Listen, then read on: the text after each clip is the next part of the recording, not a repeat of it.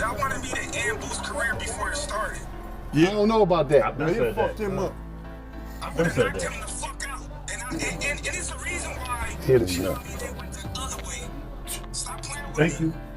Thank you. Stop playing with me. Niggas, real boxing motherfuckers know why they went the other way. Yeah. He wasn't ready yet. He needed a couple more fights, they said. Stop playing. Y'all be Come on, bro. That's what I'm talking about. We already said That's that. right. That's right. But out. It ain't his time. Brian That's said the right. same thing. It ain't his time yet. on my mama, Gilly.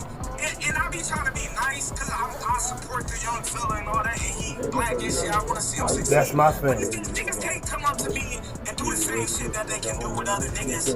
Niggas don't do that with me. I will slap the piss out of niggas' face. Niggas know who to play with. But that was also what I'm saying. His career is already Niggas don't even really be saying my name. They be like, oh, I'm with everybody. I'm on everybody. I will stop everybody. Niggas say my name. Niggas say I knocked Terence Crawford out, nigga. You ain't regular, Terence. We know that. You ain't regular.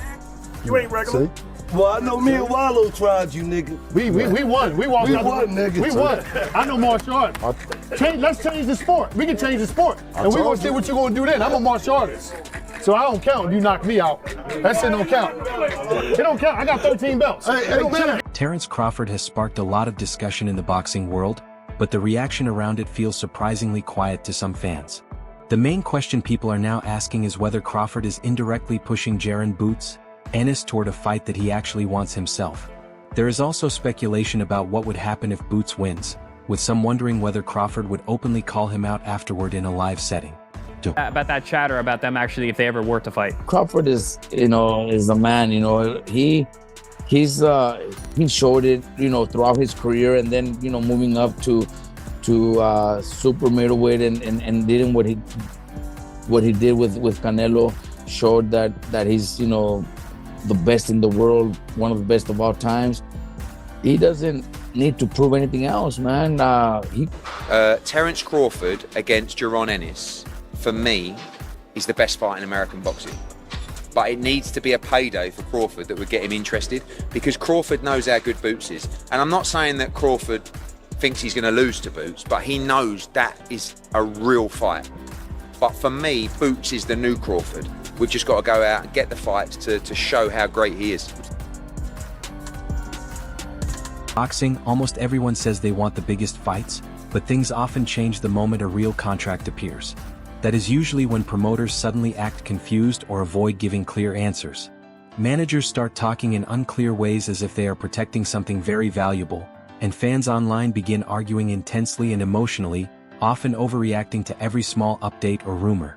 Stopped Boots Ennis, and this is a fight that we all wanted to see like a few years back, even before the Canelo fight, was even a thing, even before the Canelo fight was even a possibility or thought. So obviously everybody wanted to see Crawford potentially give Boots an opportunity, but he's really heated and animated about what he would have done to a Boots Ennis in a fight. I think at 147, yeah, Crawford would have cooked that boy. No offense to Boots. I like Boots. He's one of my favorite fighters, but Bud's experience and, his offensive pedigree is just different. He's on a different level. At this point in his career, you guys got to remember, Boots hasn't even reached his prime yet, in my opinion. Somehow, every conversation in boxing right now seems to circle back to one name at the center of it all, Terence Crawford. He remains calm in the middle of the noise, watching everything unfold while fans and analysts debate what comes next in the sport. And listen, man, we done already said we retired. We done already said we ain't got nothing left to prove in this sport. We done said that the money don't move us to go out there and box again. So why is y'all mentioning this Boots kid to us every time we pop out? We don't want to hear about no Boots. The only Boots we want to hear about is some Timberlands, some nice butters. Y'all really trying to get us to pop back outside. And I'm going to be real with you. I was never too strong on Terence Crawford. I thought Sean Porter could have beat him.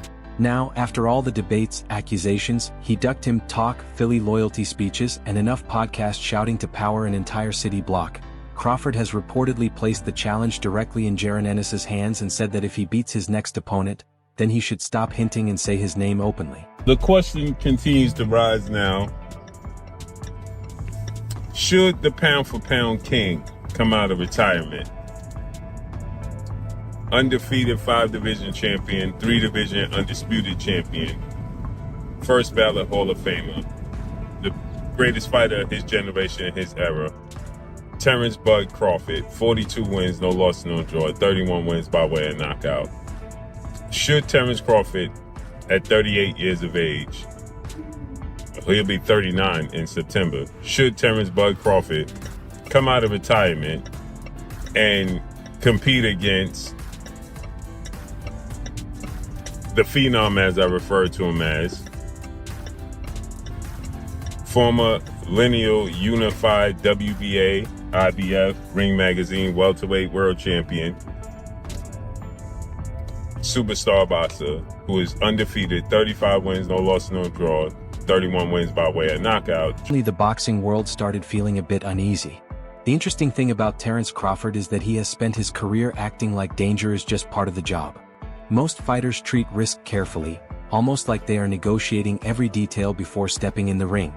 Crawford, on the other hand, seems to approach it with total confidence, as if challenges are something he never avoids. He has moved through different weight divisions and collected titles along the way, and after a while it almost stopped feeling unusual because the result kept repeating itself. Opponents would speak with confidence before the fight, but once the match started Crawford would take control, and by the later rounds the situation would completely change, leaving commentators surprised at how it unfolded. So when the talk about Jaron Ennis came up again, Crawford did not respond like someone trying to avoid pressure. Instead, it felt like he was reacting to people acting as if he is running from a challenge, while he is actually fully aware of what is being said. And what makes the moment even more interesting is that this did not come from a formal press conference or a planned promotion. It came from one of those messy boxing discussions where everyone is speaking at once and opinions are flying everywhere. Who they are cancel out each other as far as height. You know, they both switch hitters, lifts, and everything. All of that cancels out each other. So they are literally the same people, pretty much. The only difference is Crawford done been in the big stage against big fighters oh so many times. And also, with age, he didn't beat up his body, so his age is actually good.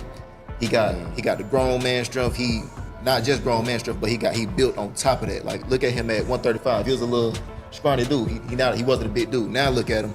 He ripped up everything. He's strong. So sure. I feel like he got everything, all the experience, all the knowledge. So I gotta go with Somewhere in the middle of all the noise, Crawford seemed to get tired of hearing people talk around his name.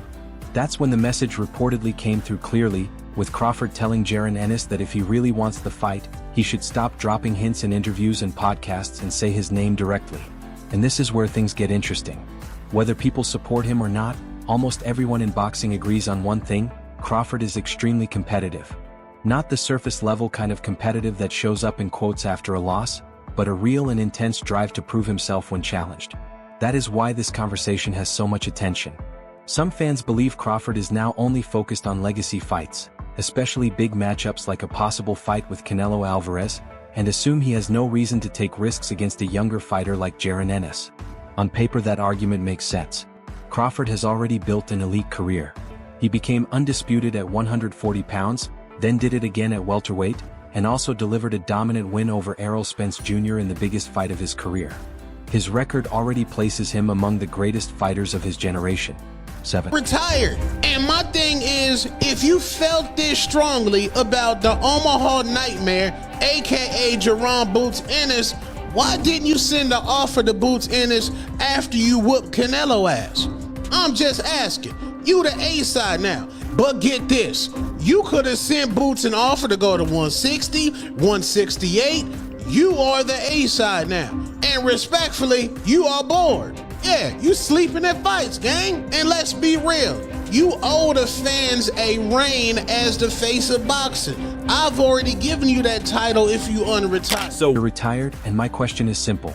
If you felt this strongly about Jaron Boots Ennis, why didn't you send him an offer after you beat Canelo Alvarez? You could have called him up, moved to 160 or 168 and made it happen. Now you're on the sidelines, and honestly, some people feel like you're just watching from a distance.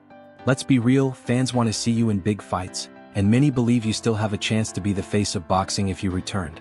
So why take the risk against a young, dangerous fighter from Philadelphia? Because Terence Crawford might actually be driven by proving people wrong. That's what makes him different. Most elite fighters eventually shift into business mode first and fighting second, but Crawford still seems emotionally connected to that same mindset from his early days in Omaha, where nobody fully believed in him. So when people say Boots Ennis is the future and Crawford is avoiding him, it naturally gets under his skin. That recent phone call that surfaced only added more fuel to the discussion because it reminded everyone this matchup was never just fantasy. Conversations actually happened behind the scenes. People act like Crawford versus Ennis was never realistic, but the truth is more complicated. Crawford has already fought under BLK Prime before and reportedly earned significant money, so discussions about him being paid for big fights are not unrealistic. However, context is important. At that time, Jaron Boots Ennis was still rising. He was talented, explosive, and dangerous, but still developing as a fighter. Matching him with someone like Crawford at that stage would have been like putting a rookie driver in a Formula One race during a storm and expecting everything to go perfectly. The boxing pundits and the public had to match you up with a Terence Crawford, right? Who was at the top of the game right now because they couldn't see anybody else that could compete with him. So did you take that as a compliment? When I was coming, I really wasn't too worried about who was this, who was that. Like, you was focused on what you was trying to do. I know my task in hand was coming up. At that time, I was fighting at 47, so my task in hand was being undisputed. You know, and these guys was playing around a little bit, so I didn't get to become undisputed, but it would have become unified. Lineal champion at 47, so that was good enough for me. Is that frustrating to you? Because Crawford at welterweight looked like a final boss in boxing. He stopped Errol Spence Jr., who many believed was unbeatable, and before that he broke down opponents with completely different styles and strengths. Whether it was a southpaw, orthodox fighter, pressure boxer, or counterpuncher, nothing seemed to slow him down. He adapted quickly and controlled every situation inside the ring. Because of that, when Jaron Boots Ennis's team reportedly went in a different direction, many people saw it more as smart career planning than fear. But this is where Crawford supporters get frustrated. They argue that if the fight was offered and not accepted, then it is unfair to later accuse Crawford of avoiding the matchup. At the same time, many fans view Ennis as the next pound-for-pound star. He is explosive, athletic, confident, and dangerous enough to worry any trainer. However, Crawford supporters see things differently. They believe a fighter who has already reached the top is being judged by people who have not reached that level yet, and that difference in perspective is what makes the debate so heated. His career where people are saying like, all right, he's got to fight somebody now. But at the end of the day, like, Boots is a talented fighter, but you guys got to understand Crawford has already done it all. You don't want to put Boots, who has so much potential and a bright future in the ring with a guy like Terence Crawford. It just didn't make sense. It didn't make sense because Crawford was honestly like, let this kid be great. Don't put him in there with me because you're not going to get out of there alive. I'm going to handle that business and retire the kid before he even gets his chance. So that's why Crawford is saying, dude, just stay away. And then there is the Philly factor. Philadelphia treats boxing like a religion mixed with chaos. Fighters from the city carry a strong sense of pride and loyalty, and that naturally extends to anyone representing them. So when it comes to Jaron Boots Ennis and his supporters, backing their fighter is completely normal. On the other side, Crawford supporters keep repeating the same point. They say he has been a professional for over 15 years without avoiding opponents, based on his own statements, and his career largely supports that idea. Throughout his run, Crawford has consistently moved toward tough challenges rather than away from them. Meanwhile, online boxing fans often treat fight negotiations like a mystery to solve, breaking down every detail as if it were a complicated case. Still, the idea of Crawford versus Ennis continues to generate attention because stylistically it is the kind of matchup people talk about for years. It has the feel of experience against youth, control versus explosiveness, and precision against pressure. Now the conversation has shifted again because Crawford is seen as openly challenging Boots to make things public. If Ennis wins his next fight and directly calls him out, the situation would immediately become much bigger. What was once fan discussion would turn into real pressure, and the demand for the fight would no longer just be online speculation.